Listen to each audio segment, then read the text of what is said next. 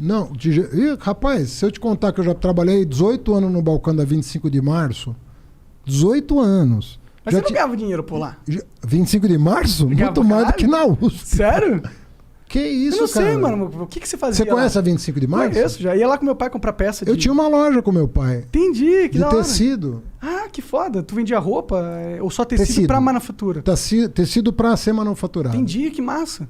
É, Pô, lá por atacado, né? Lá é uma escola, né? 25 de março, né? Porque eu sempre falo que é o meu melhor, o meu mais importante diploma. Eu tenho 3 da USP, mas o da 25 de março eu acho o mais importante dos quatro. Lá que você aprende como que é a rua mesmo, né? Pô, lá você aprende o que é o Brasil, cara, porque você recebe gente do Brasil inteiro. Eu já tive construtora, eu já tive consultoria. Antes de entrar na política, tabela da FIP, sabe? A tabela da FIP foi eu que fiz. Sério? Ah, caralho! Eu fiz uma consultoria para seguradoras e criei aquela tabela para você poder contratar o seguro com base nela. Caraca, que foda, que cara. Que maneiro. Não fazia a menor ideia disso. Também. Comecei vendendo pipa na feira, lá perto de casa. Comecei com cedo. Então você era empreendedor, né? Desde o começo. Mas eu não tenho nada... Meu pai foi comerciante a vida inteira no Brasil, né? No Líbano ele era lavrador, mas aqui ele foi comerciante a vida inteira. Minha família é do interior de São Paulo. Meu pai veio para a capital, mas alguns irmãos ficaram no interior. São fazendeiros, são lojistas, são empreendedores. Engraçado, né, você falar isso, porque muitas pessoas veem o PT como o cara anti-negócio, né? Como anti-capital, anti-comercial. Cara, o cara que mais promoveu o capitalismo nesse país foi o Lula, cara. Desculpa. Então, isso é uma parada que eu costumo Só que o que ele fez de diferente foi que ele falou, vocês vão ganhar, mas vão dividir. Essa é a diferença. Cara, o Lula é isso. O Lula falou, vocês vão ganhar, mas dessa vez vocês vão ter que dividir porque eu sou presidente. Porque eles nunca dividiram.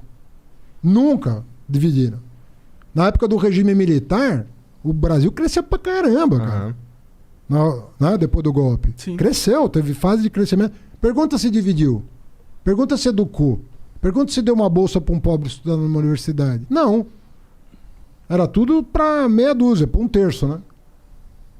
A diferença do Lula não é que ele combateu o capitalismo. A diferença do Lula é que ele tentou civilizar o mínimo do capitalismo e falou, vocês vão ganhar, mas a minha gente aqui também vai. E não é só Bolsa Família, é universidade, é bolsa de estudo, é escola técnica, é cisterna, é transposição do São Francisco, é luz para todos, é crédito subsidiado. Onde foi que o PT se perdeu, cara? Cara, eu acho ali... Foi uma conjunção de fatores, né? Eu acho que o Brasil se perdeu. Eu responderia a pergunta assim, onde é que o Brasil se perdeu? O que aconteceu? Teve alguns erros de política econômica durante o primeiro mandato da Dilma? Teve. Eu já escrevi sobre isso, já comprei briga com petista. Ah, sério? Rola umas brigas assim? Eu falei, pô, você tem que... Isso não é uma crítica destrutiva, é o seguinte, tais decisões foram erradas. Qual é o problema de eu dizer que um governo do PT... É que você não pode criticar, né, o PT. Não, você tem que fazer balanço das coisas. Agora, cometeu alguns erros de política econômica? Sim. Sim. Mas depois que ela foi reeleita e que ela foi tentar corrigir, começou uma sabotagem do Eduardo Cunha com o Aécio Neves. Começou uma sabotagem. Ao invés de tomar as medidas para corrigir, tomaram medidas para agravar. A chamada pauta bomba. Era assim que a imprensa chamava. Sim, eu lembro. Pauta bomba. Mas por que eles tinham apoio do Congresso? Para pautar e passar essas paradas? Então, aí tem várias teses, né? A que me parece a mais razoável é o seguinte. Se deixassem ela corrigir os erros que ela cometeu, que não eram uma enormidade, sabe? Na minha opinião. Tá ok. Tá? Cometeu erros, esses erros trouxeram problemas, mas eram corrigíveis. Era possível corrigir. Como o Fernando Henrique cometeu erros, foi reeleito, deu aquela bafafá todo com o dólar e tal. E você pode falar isso de qualquer presidente, até do Bolsonaro. Exato. Então, ela tinha um mandato para corrigir. Ela tinha 4 anos para corrigir. E eu acho que o MDB e o PSDB viram ali uma oportunidade de decidir a parada. Sabe? Falar, se deixar 4 anos... O PT pode corrigir e em 18 vai estar o Lula aí, o Lula vai estar, entre aspas, disponível, ele volta pro poder. Então eu acho que eles ali deram um bote. Mas você tá, sabe? ok. Viram a oportunidade de dar um bote. Mas você não pode jogar tudo no colo dos caras, tá ligado? Porque... Eu acabei de falar que houve erros de política econômica. Eu sei. O que eu acho... Mas não foi só os erros de política econômica, na minha visão. Erros até de comunicação. Tipo, bom. A Dilma... Claro, não. Desculpa, PTzada que tá... Mas a Dilma era muito ruim falando, sabe? Ela não passava a credibilidade de um líder sério. E pelas histórias que a gente ouvia, ela tinha dificuldade até de liderança mesmo, de lidar com o dia a dia, com as pessoas ali, né? E outra, tem uma parada que o PT, que você não pode negar isso, eu pode, se quiser, na verdade, mas eu acho que pra mim é inegável que tem um problema do PT que vai além da Dilma como presidente e dos erros econômicos cometidos durante a presidência. Vai de um erro de estrutura de poder, de estrutura de partido, do que o partido representa. Qual que é? Você falou que tem um projeto, que tem que ter um projeto. E eu acho que foi exatamente ali que o PT se perdeu, na minha visão. Que o projeto de país que o PT tinha se confundiu. Porque ele esqueceu de perguntar se o país queria esse projeto, entendeu? Cara, eu acho que queria. Porque o Lula saiu de lá com 87% de aprovação pelo Ibope e 83% pelo Datafolha. E é quando os caras falam da situação macroeconômica daquela época, que o Brasil estava exportando um absurdo, era dinheiro entrando pra caralho. O Brasil foi considerado o país mais bem sucedido no enfrentamento da crise financeira de 2008. Isso não sou eu que estou dizendo, é The Economist.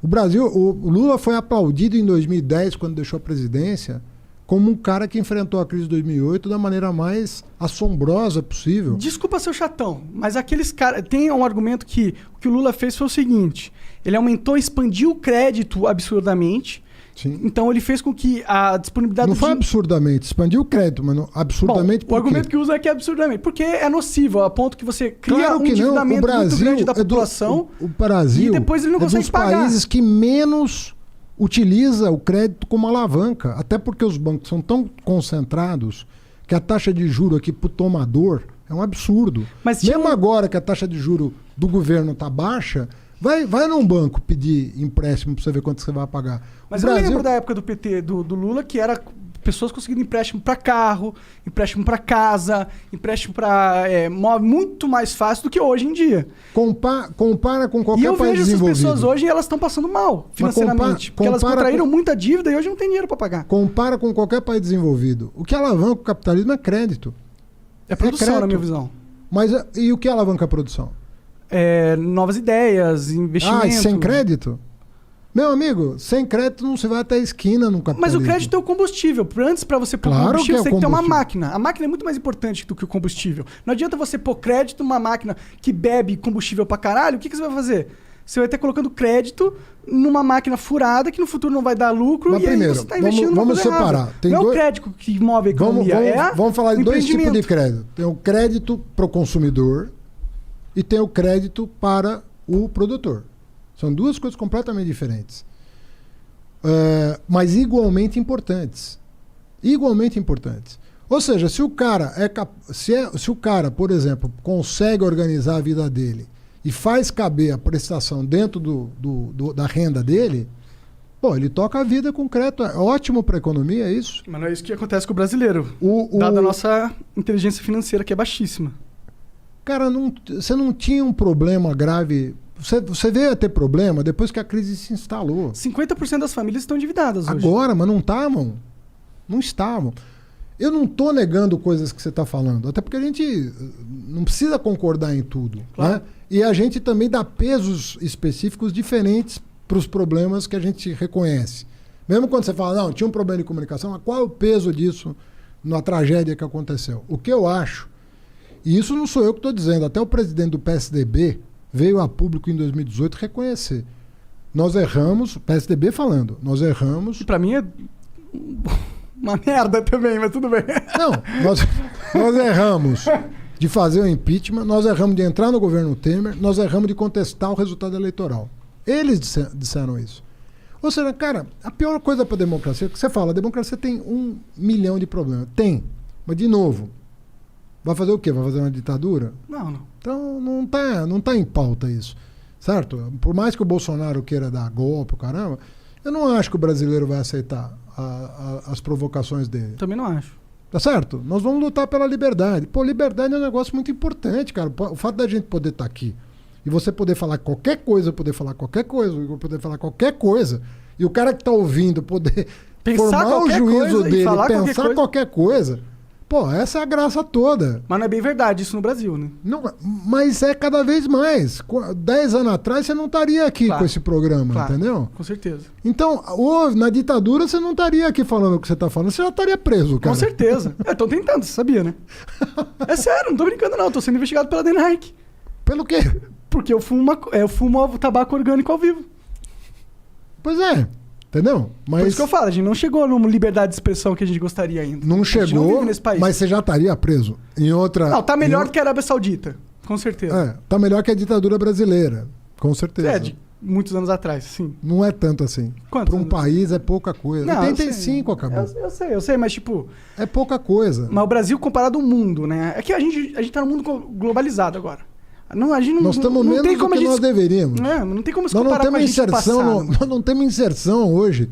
Cara, nós brigamos com todo mundo. Em 2 anos, nós conseguimos criar um salseiro no mundo.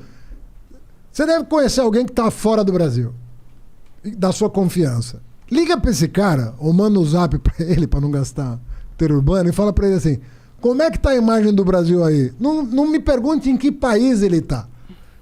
Em qualquer país do mundo, um cara da sua confiança, se você ligar para ele agora, que eu vivo, o cara vai falar, isso aqui tá uma merda. A imagem do Brasil tá... Tá, os caras que estão doentes. Cara, tá uma loucura Os isso caras que aqui. estão destruindo a Amazônia.